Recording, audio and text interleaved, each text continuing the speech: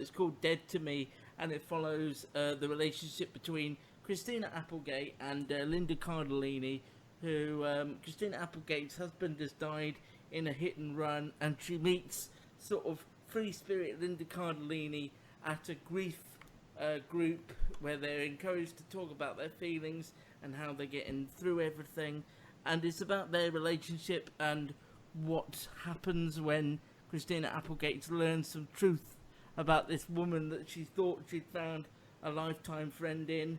And I was sceptical about this to begin with, because it felt like it could be just a traditional American network sitcom, and I wondered why Netflix had made something like this.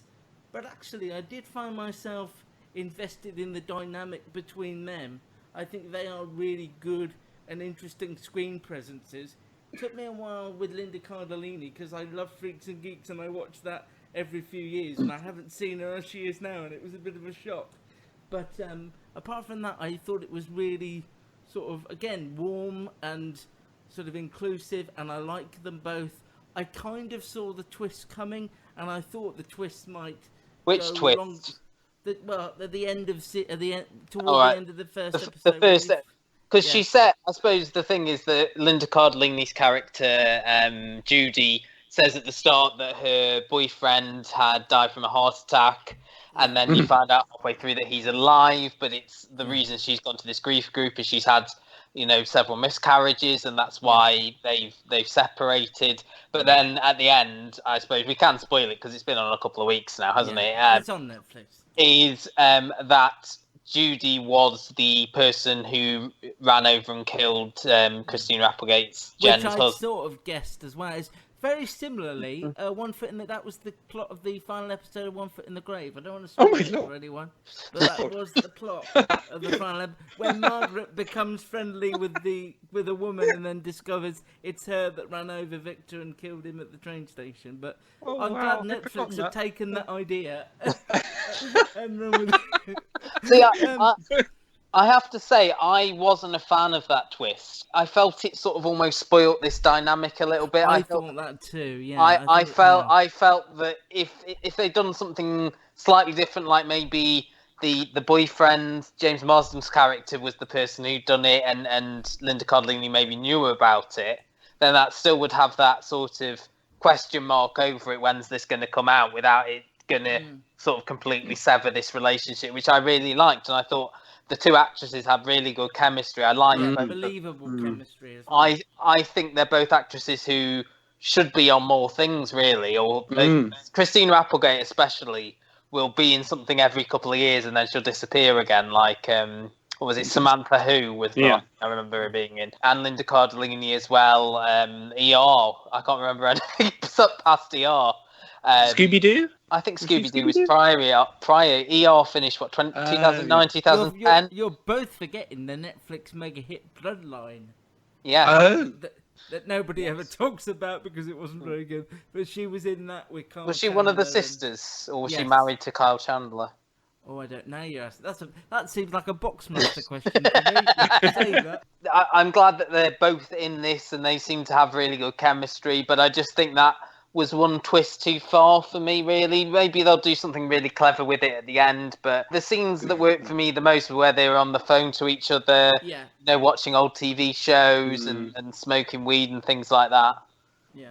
No, I agree, and actually, as much as I did enjoy their chemistry and the world, it got to the end and I felt that same feeling of, that's a bit disappointing. And I don't think if they'd left it with just her going to be living with her, I may have continued on, but I feel like now I know something that I didn't want to know, and it's going to spoil my enjoyment of the show unless it comes out a lot sooner. I saw to the end, actually, because I was satisfied by the ending, and there is a little tail wagging and sort of suggesting a second season. But I mean, equally, you could leave it where you leave it. I mean, the thing I really loved about the show as a whole was the anger of the Christina Applegate character, and just how that came out in different ways. And like when she's in the car, like headbanging to death metal, because that's the way she deals with her anger, and just the way they both deal with their anger, I thought was really interesting. And in terms of talking about grief, as well, I thought it was a much more interesting way of dealing with it than you had maybe in Afterlife. Yes, I was going to say that as well. It felt more raw. It felt more real. Yeah, it didn't feel like, oh, we are being really profound. It's just we're showing these two women, and almost like the Linda Cardellini character lying originally because she was too ashamed to talk about why she was really grieving, why she'd lost all these babies and things like that. And perhaps you could say then, as you got to the end, are Matt and I writing off too soon? I mean, because they're half hours, I never felt like I was too far ahead of what was going on. And there are a couple of things that surprised me as well. There's a scene with the balloons, where they release the balloons. Yeah. And one of them comes back and it's not the one you expect. Like things like that. I kept thinking, okay, there's a capacity to surprise here. And similar to what you were saying, I really liked the dynamic of seeing those two, and that carried me through the whole thing. And I mean, it was enough for me. It feels almost insulting to pass it together with Fleabag and Back to Life, but they are all about sort of female anger and grief in different forms, aren't they?